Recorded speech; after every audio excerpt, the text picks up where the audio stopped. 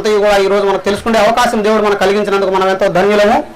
ఈరోజు ఇక్కడ శ్రీ తుమ్మ నర్సిరెడ్డి గారు వారి ధర్మపత్ని శ్రీమతి పద్మావతి గారుల ఏకైక కుమారుడు వీర సురేందర్ రెడ్డి అను వరుణకు శ్రీ బోదెల వెంకటేశ్వర రెడ్డి శ్రీమతి యోగమ్మ గారుల ఏకైక పుత్రిక త్రివేణు అను కన్యకు ఇక్కడ వివాహం నిశ్చయమైంది. భగవంతుని సన్నిధిలో ఆయన సమక్షంలో శిరోధార్యమైనటువంటి భగవద్గీత శాస్త్ర ఆధారంతో ఇక్కడ మనం హిందూ సాంప్రదాయాల ప్రకారం పెళ్లి జరుగుతుంది. ఒక గంట సేపు మాత్రమే ఉంటుంది. ఈరోజు ఈ హిందూ సాంప్రదాయాలు అంటే ఏమిటి, పెళ్లిలో ఉన్నటువంటి ఈ పద్ధతిలో ఉన్నటువంటి వివరం ఏమిటి, పెద్దలు ఈ ప్రకారంగా చేయవాలని నిర్దేశించి తరతరాలుగా ఈ విధంగానే మీరు చేసుకుంటూ పోవాలని మనం ఆదేశించిన దాంట్లో ఉన్నటువంటి అర్థం ఏమిటి అనేటువంటి సారాంశాన్ని ఈరోజు మనం తెలుసుకున్నాము. అయితే ఇక్కడ ఉన్నటువంటి తంతులు అంటే పద్ధతులు పూర్వం నుంచి మనం పెద్దల నుంచి చేసుకుంటూ వచ్చినవే, అవన్నీ మనకు తెలిసినవే. కానీ అవి ఎందుకోసం పెట్టారో దాంట్లో ఉన్నటువంటి వివరం ఏమిటో అర్థం ఏమిటో మనం తెలుసుకోగలగాలి. ఈరోజు అదంతయు కూడా ఆధ్యాత్మిక జ్ఞానం ప్రకారము బ్రహ్మ విద్యా శాస్త్ర రీత్యా పెట్టినవని మనకి ఈరోజు తెలుస్తుంది. కాబట్టి ఇది ఎవరికి సంబంధించింది అని మనం ప్రశ్నేసుకుంటే హిందూ సాంప్రదాయములు అంటే హిందూ అంటే జ్ఞాని అని, హిందుత్వము అంటే జ్ఞానముతో కూడుకున్నటువంటిది, సాంప్రదాయములు అంటే దైవ ధర్మములతో కూడుకున్నటువంటి పద్ధతులు అని. దాని ప్రకారం చూస్తే ఎలా ఉందంటే భూమి మీద సర్వ మానవాళికి సమన్వయమై అందరికీ ఆమోదమై ఆచరణ యోగ్యమై శాశ్వతమైనటువంటి ధర్మములను మనకు తెలియజేసేటివే హిందూ ధర్మ సాంప్రదాయములు. సరే, ఓకే, ఇంకా మొదలు పెడదాం. పెళ్లి సాంప్రదాయంలో ఉన్నటువంటి సారాంశాన్ని తెలుసుకుందాం. ఓం కృష్ణం కమల భద్రాక్షం పుణ్యశ్రవణ కీర్తనం వాసుదేవం జగద్యోనం నవనారాయణం హరిం వసుదేవ సుతం దేవం కంసచానూరమర్ధనం దేవకి పరమానందం కృష్ణం వందే జగద్గురుం. ఈ పెళ్లి కార్యంలో మొట్టమొదటి విధానం ఏమంటే పెళ్లి అంటే పెళ్లి అనేటువంటి పదంలోనే ఎంతో ప్రత్యేకమైనటువంటి అర్థం కూడుకుని ఉంది. పెళ్లి అంటే దేవుడు అని అర్థం. కాబట్టి పెళ్లి కుమారుడు పెళ్లి కుమార్తె అని ఇక్కడ యువతని కూర్చొని అంటే పెళ్లి కుమార్తెను పెళ్లి కుమారుడు. ఇంతకుముందు ఎవరి సంతతో వీళ్ళు ఇంతకుముందు మనం చెప్పుకున్న విషయమే. కానీ ఇక్కడికి వచ్చేలకు పెళ్లి మంటపంలో దేవుని సన్నిధిలో ఏం చెప్తున్నారంటే పెళ్లి కుమారుడు పెళ్లి కుమార్తె అంటే దేవుని కుమార్తె దేవుని కుమారుడు అని. అంటే ఇది ఎందుకు చెప్పుకోవాల్సి వస్తా ఉంది అంటే భగవద్గీతలో గుణత్రిభాగంలో భగవంతుడు చెప్పినటువంటి సందేశము ఓం సర్వయోనిషు కౌంతేయామూర్తయ సంభవంతి తాసాం బ్రహ్మ మహద్యోని అహం బీజ ప్రదఃపితాః.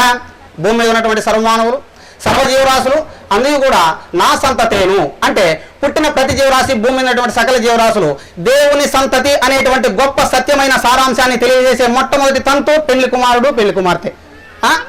ఈ రోజు నుంచి అంటే పూర్వం పెద్దలు ఏ ఉద్దేశంతో ఇదంతా పెట్టారు అంటే మానవుడై పుడితే జీవితంలో తెలుసుకోవాల్సింది ముఖ్యమైనది ఆత్మజ్ఞానం.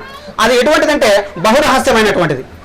చిన్నతనంలో బుద్ధి మొగ్గలాగా ఉంటుంటుంది, వికసించిన పుష్పంలాగా ఉండదు. కాబట్టి పుష్పం వికసించకపోతే దాని సుగంధం పరిమళం బయట రానట్లు బుద్ధి శక్తి లేనప్పుడు పిల్లలకు గొప్ప విషయాలు చెప్తే అర్థం కావు. కాబట్టి యుక్త వయసు వచ్చినప్పుడు వాళ్ళకి జ్ఞానం తెలియజేస్తే భవిష్యత్తులో వాళ్ళ జీవితంలో దాని ప్రకారం నడుచుకుంటారనే ఉద్దేశంతోనే పెళ్లిలో ఈ తంతులన్నీ పెట్టడం జరిగి ఉంటుంది. కాబట్టి ఈ అంటే యవన వయసు దాటుకుంటే కౌమానంలో కానీ వృద్ధాప్యంలో కానీ జ్ఞానం తెలుసుకుంటే కానీ ఆచరించడం కానీ యోగ్యమైనవి కావు. కాబట్టి యవన వయసులో ఈ పెళ్లి కార్యంలో ఇదంతా మనకు పెద్దలు తెలియజేసినారు. అంటే పెళ్లి కుమారుడు పెళ్లి కుమార్తె అంటే దేవుని కుమారుడు దేవుని కుమార్తె. కాబట్టి అర్థమైందా? పెళ్లి కుమారుడు పెళ్లి కుమార్తె అంటే దేవుని సంతతి మనము అనేటువంటి సత్యాన్ని ఈరోజు మనము జ్ఞాపకం పెట్టుకోవాల్సి ఉంటుంది. ఇంకా రెండోది వచ్చేసి ఇక్కడ చూడండి, తోడు పెళ్లి కొడుకు అనేటువంటి ఉంది. అవతల సాక్షి పెళ్లి కొడుకుని పెళ్లి చేసుకుంటాం అనేది పెళ్లి కొడుకు కదా, మళ్ళీ వాళ్ళెందుకు మధ్యలో అని చెప్పి పక్కన అని చెప్పేసి మనకు సంశయం రావచ్చు.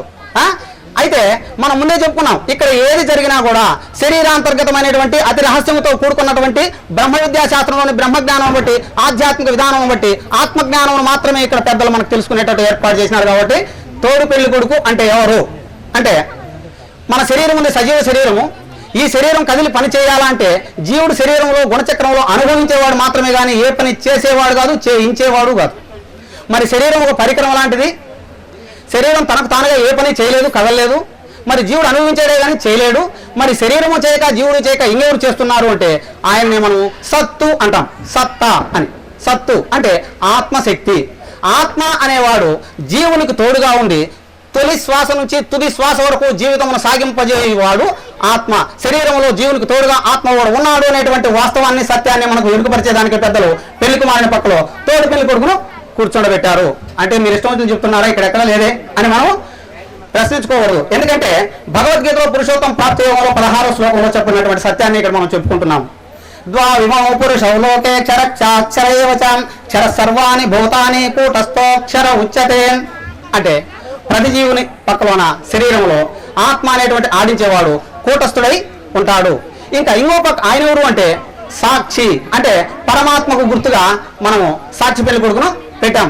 అంటే ఉత్తమ పురుషస్త్వన్యా పరమాత్మేత్యుదాహృత యో లోకత్రయమావిశ్య విభక్తవ్య ఈశ్వర అంటే ఈ క్షరుడైనటువంటి జీవాత్మకు అక్షరుడైనటువంటి ఆత్మకు ఇద్దరికీ కూడా ప్రత్యేకముగా పరమాత్మ అనేవాడు ఉన్నాడు అనేటువంటి ఉద్దేశంతో అక్కడ సాక్షి పెళ్లి కొడుకును కూడా పెట్టడం జరిగింది. మరి ఈ విధానం అంతా మనం చూస్తూ ఉంటే మనకి ఏమర్థం అవుతుంది అంటే జీవాత్మ, ఆత్మ, పరమాత్మ అనేటువంటి 3 ఆత్మల జ్ఞానాన్ని సృష్టి ఆదిలోని దేవుడు అందించినటువంటి సమాచారాన్ని పెద్దలు ఏనాడో త్రైత సిద్ధాంతం తెలుసుకుని దాని ప్రకారం ఆచరించుకుంటూ వచ్చే పద్ధతులు మనకు తెలియజేసినటువంటి వాస్తవం మనకి ఇప్పుడు తెలుస్తుంది అన్నమాట.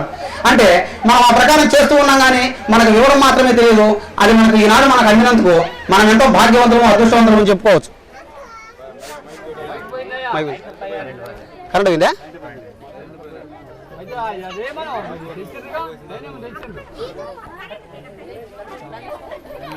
ఊడిందా? ఏమని చెప్పండి.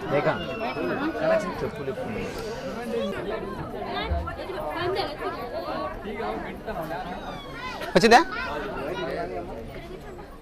కనెక్షన్ ఉందా?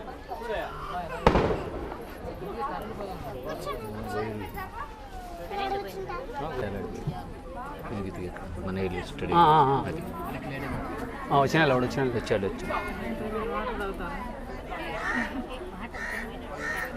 ఎవరో ఇగ్గినారు, అది ఊడింది. ఎంత 20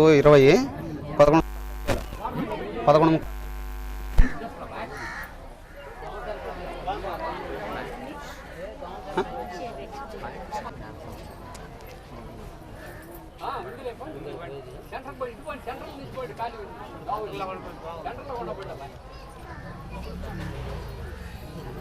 రావడం లేదు.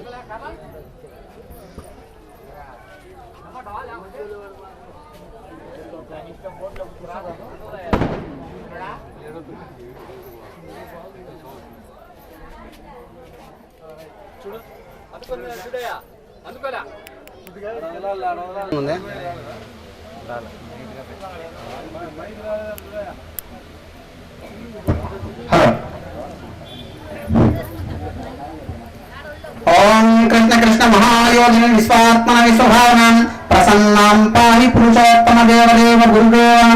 ఓం కృష్ణం కమలపత్రాఖ్యం పుణ్యశ్రవణ కీర్తనం వాసుదేవం జగద్యోం నారాయణం హరిం. మనం పవిత్రమైనటువంటి శుభమైనటువంటి మంగళకరమైనటువంటిది పెళ్లి ఇదే విధంగా పెద్దలు చెప్పుకుంటూ వచ్చారు. అదే పదాన్ని మనం వాడుతూ ఉన్నాం. చదువు రాని వాళ్ళు కానీ, చదువు వచ్చిన వాళ్ళు కానీ, తెలిసిన వాళ్ళు కానీ, తెలియని వాళ్ళు కానీ, ఎవరికైనా కానీ మీకు అపవిత్రమైనది కావాలా అంటే వద్దు అంటారు. బాగా మీకు అమంగళమైన పని చేస్తారు కదా, మేము మంగళమైన పని చేస్తామంటాం. మరి అశుభమైనది మీకు ఇస్తాం, మీరు తీసుకుంటారంటే మాకు వద్దే వద్దంటారు. అంటే ఏమి ఇక్కడ అంటే పవిత్రమైనది ఒకటి ఉంది, శుభమైనది ఉంది, మంగళకరమైనది ఉంది. అవి ఎక్కడున్నాయి అంటే భూమి మీదనే ఉన్నాయని చెప్పినాడు భగవంతుడు. ఏది అంటే పవిత్రమైనది జ్ఞానము, శుభమైనది యోగము, మంగళకరమైనది మోక్షము. ఆ మూడింటి సమాచారము సవివరంగా ఈ పెళ్లి కార్యంలో పెద్దలు ఇమిడ్చిపెట్టిన దాని వలన ఈ కార్యమును శుభమైన కార్యమని, పవిత్రమైన కార్యమని, మంగళకరమైన కార్యమని చెప్పుకుంటూ వచ్చారు. ఎంత బాగా చెప్పారు. కాబట్టి అంత గొప్ప కార్యంలో ఈనాడు మనం పాల్గొని మనకు ఎన్నో దృశ్యాలు కనిపిస్తూ ఉంటాయి, ఎన్నో శబ్దాలు వినిపిస్తూ ఉంటాయి. కానీ అందులో ఉన్నటువంటి పరమార్థం కానీ అంతరార్థం కానీ గ్రహించలేని స్థితిలో మనం ఉంటాము. ఆ గ్రహిత శక్తి ఎక్కడి నుంచి వస్తుంది అంటే జగద్గురువు ద్వారా వస్తుంది. ఇప్పుడు ఆయన సమక్షంలో మనం జ్ఞానాన్ని తెలుసుకుంటూ ఉన్నామంటే మనం ఎంత భాగ్యవంతులమో మనం తెలుసుకోవచ్చు, అర్థం చేసుకోవచ్చు. కాబట్టి ఇప్పుడు మనం గొప్పదైనటువంటి పెళ్లి కార్యంలో ఉన్నాము. ఇప్పుడు పెళ్లి కొడుకు, తోడి పెళ్లి కొడుకు, సాక్షి పెళ్లి కొడుకు ఎవరో మనం తెలుసుకున్నాం. అంటే ఎవరు? పెళ్లి కొడుకు అంటే జీవాత్మ, తోడి పెళ్లి కొడుకు అంటే ఆత్మ, సాక్షి పెళ్లి కొడుకు అంటే పరమాత్మ. ఇదే విషయం భగవద్గీతలో క్షరుడు, అక్షరుడు, పురుషోత్తముడు అని చెప్పారు. అంటే జీవించేవాడు, జీవింపజేసేవాడు ఆత్మ, ఆ సాక్షిగా ఉండేవాడు పరమాత్మ. కాబట్టి ఇట్లా 3 ఆత్మల జ్ఞానాన్ని సవివరంగా మనిషి ఎప్పుడైతే తెలుసుకోగలుగుతాడో అప్పుడు ఆ మనిషి సంపూర్ణ ఆధ్యాత్మిక జ్ఞానాన్ని ఎరిగిన వాడు అవుతాడు. సరే, ఇక రెండవది ఖడ్గం. పెళ్లికు వారికి ఖడ్గం పట్టించడం మనం చూస్తూనే ఉంటాము. ఇది సాంప్రదాయము. ప్రతి సాంప్రదాయము దైవ ధర్మములతో జ్ఞానంతో కూడుకున్నామని చెప్పుకున్నాం కదా. మరి ఇందులో ఏముందో ఇప్పుడు చెప్పుకున్నాం. ఖడ్గం చేతపడ్డారు అంటే ఎక్కడైనా కత్తి తీసుకోబోయేది యుద్ధంలోకే కదా. కాబట్టి పెళ్లి కొడుకు ఎవరితో యుద్ధం చేయాలి అని చెప్పి కత్తి చేత పట్టించినారు అంటే మనం ఇంకో విధంగా చెప్పుకుంటాం, గ్రహాలు రాకున్నా దయ్యాలు రాకున్నా అని. గ్రహాలకు దయాలకు చిన్న కత్తులు పనికిరావు, పెద్ద కత్తులు అసలే పనికిరావు, అవి సూక్ష్మ శక్తులతో కూడుకున్నాడు. కాబట్టి అర్థమైతే అది కాదు. మరి వాస్తవమైనటువంటి అర్థం ఏమిటంటే భగవంతుడు చెప్పిన ప్రకారం భగవద్గీతలో ఉన్నటువంటి విధానం ప్రకారమే పెద్దలు ఈ కత్తిని నమూనాగా చూపించి మనకు చెప్పారనమాట. అంటే ఏమి, ఆధ్యాత్మిక రంగంలో దిగినటువంటి జీవుడు దేవుని మార్గానికి వ్యతిరేక్తమైనటువంటి మాయకు ప్రతిరూపంగా ఉన్నటువంటి గుణములను జయించవలసి ఉంటుంది. అవి ఎక్కడున్నాయంటే మన తలలో. ఏమేమి అంటే కామ, క్రోధ, లోభ, మోహ, మద, మాత్సర్య, దాన, దయ, ఔదార్య, వైరాగ్య, వినయ, ప్రేమ.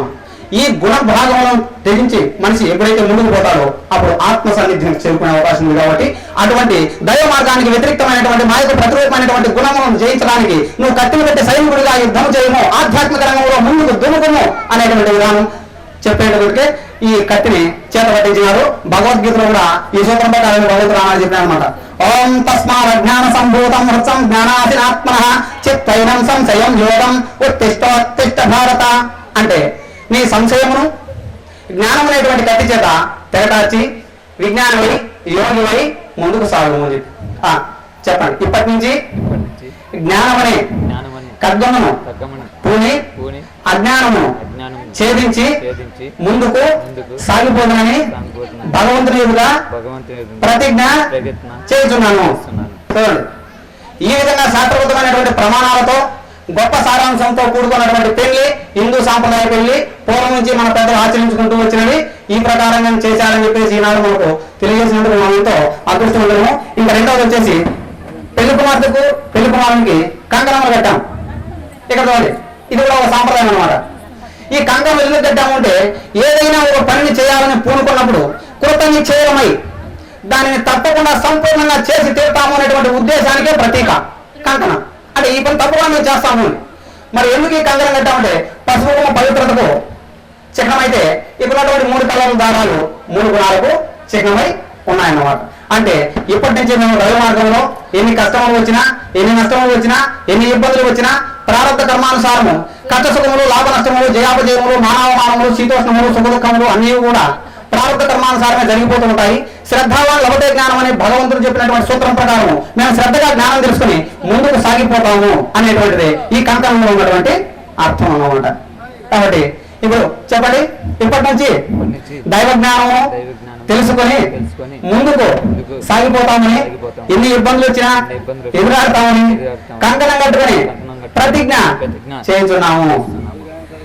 ఓం తస్మాత్ శాస్త్ర ప్రమాణం తే కార్యాకార్య స్థితౌ జ్ఞాత్వా శాస్త్ర విధానోక్తం కర్మ కర్తుం ఇహ అర్హసి. ఇక్కడ తర్వాత ఇక్కడ బాధ్యంగా పెట్టామన్నమాట పెళ్లి కుమార్తెకు పెళ్లి కుమారునికి. ఇప్పుడైతే అలంకారికంగా ఏదేదో రకరకాలుగా చేసుకుంటూ ఉన్నారు. కానీ పూర్వం నుంచి పెద్దలు ఎలా చేసి పెట్టారంటే బాధ్యంగములు బియ్యంతో మాత్రమే తయారు చేసి పెట్టారన్నమాట. బియ్యంతోనే ఎందుకు తయారు చేసి పెట్టారు అంటే ఇక్కడ పెళ్లి విషయంలో ఎక్కువ శాతం బియ్యంని మనం ఉపయోగిస్తూ ఉన్నాం. బియ్యం ఎందుకు ఉపయోగిస్తున్నాము అంటే ఇక్కడ చూడండి,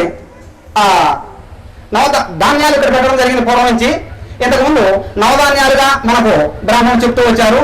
కానీ ఇక్కడ వాస్తవంగా చూస్తే బ్రహ్మ విద్యా శాస్త్రం ప్రకారము, జ్యోతిష శాస్త్రం ప్రకారము శాస్త్రరీత్యా ద్వాదశ ధాన్యములు అని చెప్పడం జరిగింది. అంటే ఇంతకుముందు ద్వాదశ లేవే 4 కదా ఉండింది, 9 కదా ఉండింది, ఇప్పుడు 3 ఎక్కడి నుంచి వచ్చినాయి అంటే మనకు తెలియదు. కానీ పూర్వం నుంచి ఉన్నాయని చెప్పేసి మనకి ఇప్పుడు తెలియబడతామన్నమాట. అంటే వేరేగా కాదు, శాస్త్రబద్ధం ప్రకారం జ్యోతిష్ శాస్త్రరీత్యా ఆధ్యాత్మిక రీత్యా అంటే మన తలలో కూడా కర్మచక్రంలో 12 రాసులు అంటే 12 భాగములుగా ఉండేదాని వలన ఇది మాత్రం సత్యం చూడండి, జ్యోతిష్యంలో చూసుకున్న కూడా మనకు తెలిసిపోతుంది. దాని ప్రకారమే ఇక్కడ 12 రాసులు 12 లగ్నాలు కూడా ఉంటాయని చెప్పేసి మనకు ఇక్కడ ధాన్యాలు కూడా పెట్టి చూపించినారు. అంటే సూర్యగ్రహమునకు గోధుమలు, చంద్రగ్రహమునకు బియ్యము, కుజగ్రహమునకు కందులు, బుధగ్రహమునకు పెసలు, గురువు గ్రహమునకు శనిగలు, శుక్రుడు అనే గ్రహమునకు అణువులు, శని అనే గ్రహమునకు నువ్వులు, రాహు అనే గ్రహమునకు మినుములు, చిత్ర అనే గ్రహమునకు అలసందలు, మిత్ర అనే గ్రహమునకు రాగులు, భూమి అనే గ్రహమునకు జమలు, కేతు అనే గ్రహమునకు ఊలవలు. ఈ ప్రకారంగా లెక్కేసుకొని చూస్తే చంద్రుని వైపు ఏమొస్తాయి అంటే బియ్యం వస్తాయి. బియ్యం దేనికి గుర్తు అంటే జ్ఞానానికి గుర్తు. కాబట్టి చంద్రుని గుర్తైనటువంటి బియ్యం జ్ఞాన చిహ్నములుగా పెద్దలు పోల్చి ఆ జ్ఞానం చిహ్నములతోనే అంటే బియ్యంతోనే బాజ్యము కట్టడం జరిగింది. మరి ఆ బాజ్యములు మన శిరస్సునందు నుదుటి భాగంలో కట్టడం జరిగింది. మరి నుదుటి భాగంలో ఎందుకు కట్టారు అంటే ఆధ్యాత్మిక విధానంలో మన శరీరంలో నాడీ కేంద్రంలో చాలా ప్రశస్తం వాంచినవి. ఆ నాడీ కేంద్రంలో 6వదైనటువంటి ఆజ్ఞాయము, 7వదైనటువంటి సహసారము ఆధ్యాత్మికంలో చాలా గొప్పవి. మరి ఆగ్నేయ నాడీ కేంద్రం ఎందుకు అంటే జ్ఞానాన్ని ఆర్జించుటకు, అంటే ప్రకాశము కలిగి ఉంటుంది, అంటే జ్ఞానాన్ని తెలుసుకునేదానికి, అది జ్ఞానం నిలువ ఉండేదానికి సహస్రారం. కాబట్టి అతి గొప్ప రహస్యమైనటువంటి ఆధ్యాత్మిక జ్ఞానాన్ని నేను జ్ఞాననేత్రం కలిగి ఆ జ్ఞానాన్ని తెలుసుకుంటాను అనే ఉద్దేశం ప్రకటించడానికే మనకు బాజింగాలు పెద్దల పూర్వం కట్టిపెట్టారన్నమాట. ఎక్కడ పెట్టుకోండి బాజింగ్ ఉంటాయి.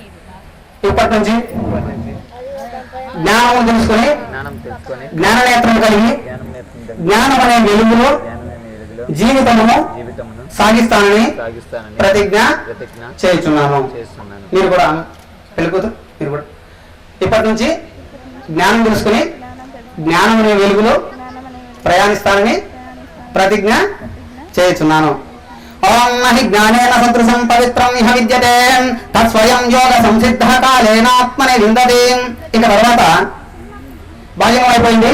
బొగ్గబొట్టు పెళ్లి కుమారునికి కుడివైపున, పెళ్లి కుమార్తెకు ఎడవైపున నల్లగా మనకందరికి కనిపించేటట్లు బొట్టు పెట్టారన్నమాట.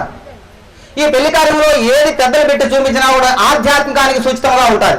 కానీ మనకు అది తెలియక మనం పొరవ ఏం చేశామంటే దాన్ని జిష్టి బొట్టు అన్నాం. జిష్టి బొట్టని లేక చుక్క బొట్టని రకరకాలుగా చెప్పుకుంటూ ఉన్నాం.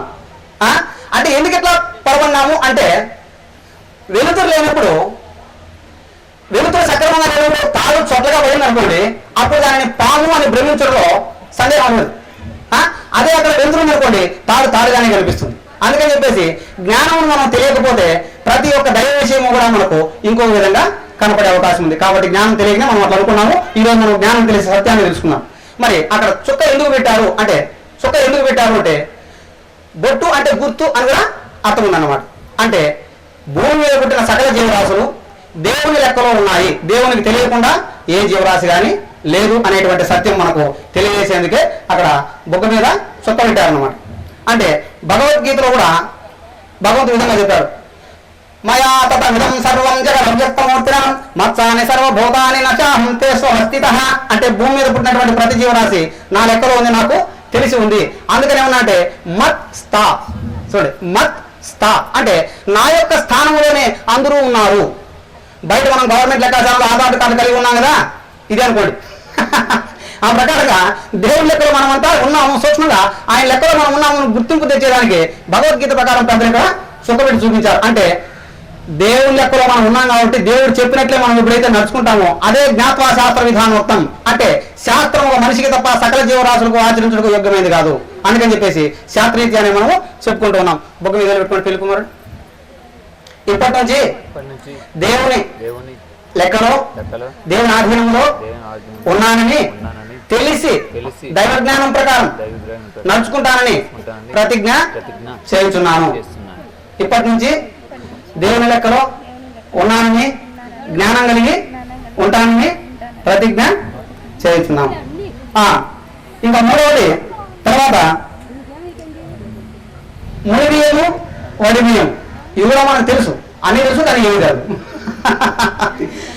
ముడి బియ్యము వడి బియ్యం ఉన్నాయి చూడండి. ముడి బియ్యం వచ్చేసి పెళ్లి కుమారునికి, వడి బియ్యం వచ్చేసి పెళ్లి కుమార్తెకు పెళ్లిలో కట్టడం సాంప్రదాయంగా ఉంది. మళ్ళా తర్వాత కూడా పుట్టింటికి వచ్చినటువంటి అమ్మాయి తిరిగి మళ్ళీ అత్తింటికి పోయేటప్పుడు కూడా వడి బియ్యం కడుతూ ఉంటాం. మనం వడి బియ్యం అమ్మాయి కడుతూ ఉన్నాము. ఎందుకంటే ఎందుకో తెలియదు కానీ కట్టాలి. కట్టడం మాత్రం పంపిస్తారు, వడి బియ్యం మాత్రం కట్టి తీరాలి. అమ్మాయికి వడి బియ్యం కట్టడం సాంప్రదాయము పెద్దల నుంచి చేస్తున్నారని మనం చేస్తూనే ఉన్నాం. కానీ ఎందుకు అట్లా కట్టాలి అనేది మనం ఇప్పుడు తెలుసుకుందాం. ఇప్పుడు పెళ్లి కుమారుని భుజం పైన వడి బియ్యం ఉన్నాయా చూపించండి. ఇక్కడ చూడండి, ముడి బియ్యము పెళ్లి కుమారునికి పిడికెడు బియ్యం మూట కట్టి ఇతను భుజాన వేసినారు. ఎందుకోమడి ఇప్పుడు చెప్పుకున్నాం. పిడికెడు బియ్యం మూట కట్టి భుజాన వేశారు. బియ్యం జ్ఞాన చిహ్నంలో చెప్పుకున్నాం కదా. ఇప్పుడు దీన్ని ఇంకో విధంగా పెద్దలు ఏమంటారంటే పెద్దల మాట సద్ది మూట అంటారు. సద్ది మూట అంటే అన్నం మూట అనుకోద్దాం, ఎందుకంటే అది ఇప్పుడు ఎత్తి పెట్టుకుంటే రేపు పనికిరాదు. కానీ అందులో ఏదో అర్థం ఉందన్నమాట. స అంటే స్వచ్ఛమైనటువంటి జ్ఞానము, ది అంటే ధైర్యం గల బుద్ధి. అంటే స్వచ్ఛమైన జ్ఞానం తెలుసుకుని బుద్ధివంతుడనై భూమి మీద జీవితం ఉన్నంత వరకు నేను నడుస్తాను, నాకు సమస్యలు వచ్చినప్పుడల్లా ఈ జ్ఞానమును ఉపయోగించుకుని నేను అజ్ఞాన మార్గంలో పోకుండా సరైన మార్గంలో నడుచుకుంటాను అనేటువంటి ఉద్దేశం కలిగి ఇక్కడి నుంచి ఉండాలని చెప్పేసి ఈ ముడి బియ్యం కట్టడం జరిగింది. కాబట్టి ఈ దినమును పెద్దల పూర్వం నుంచి ఏమన్నారంటే జ్ఞాన జీవిత ప్రారంభ శుభదినము అన్నారు. దీన్ని చూడండి, జ్ఞాన జీవిత ప్రారంభ శుభదినము అంటే జ్ఞానోపదేశం కలిగినటువంటి గొప్ప శుభదినము. ఇక్కడ పెట్టుకోండి, చెప్పట్టున్నారు కదా. ఇప్పటి నుంచి తెలుసుకున్న జ్ఞానమును ఎత్తుపెట్టుకుని జీవితంలో సమస్యలు వచ్చినప్పుడు జ్ఞానంతో పరిష్కరింపజేసుకుని జ్ఞానం అనే సద్దిమూటను కలిగి ఉంటానని ప్రతిజ్ఞ చేస్తున్నాను. సరే, ఇంకా అమ్మాయి ఒడిలో ఒడి బియ్యం కట్టాము. ఒడి బియ్యంలో కూడా 5 వస్తువులు చిన్న చిన్నవి వేసే సాంప్రదాయం కూడా ఉంది. బియ్యం మాత్రం ఎక్కువగా 5 వస్తువులు చిన్నవిగా ఒడిలో వేయడం జరిగింది. ఒడిలోనే 2 కేయాల బ్యాగులో వేసి సంకలో వేస్తే సరిపోవడం మోసేదానికి బాగుంటుంది మనం అనుకోవచ్చు. అంతే కదా, మనకు అనేక ప్రశ్నలు వస్తాయి. ఒడిలోనే ఎందుకు కట్టాలా, ఒక బ్యాగులోకి సంచి భుజాన్ని వేస్తే సరిపోవడం అనుకోవద్దా, వెనకేం భుజాన్ని వేసినారు అందుకని ఒడిలో పెట్టారు. ఎందుకు అంటే స్త్రీ ప్రకృతికి ప్రతీక, అంటే సంతానం కలిగేది స్త్రీకే కాబట్టి ఆమెకు పుట్టబోయే బిడ్డ ఒడిలో పెరగవలసి ఉంటుంది. ఒడిలో పెరిగే నా బిడ్డ స్వచ్ఛమైనటువంటి దేవుని జ్ఞానం కలిగి జీవించాలి, నా బిడ్డ గొప్పవాడు కావాలనేటువంటి ఉద్దేశం కలిగి ఆ అమ్మాయికి ఒడిలో బియ్యాన్ని కట్టడం జరిగింది. మరి ఒడిలో బియ్యంలో 5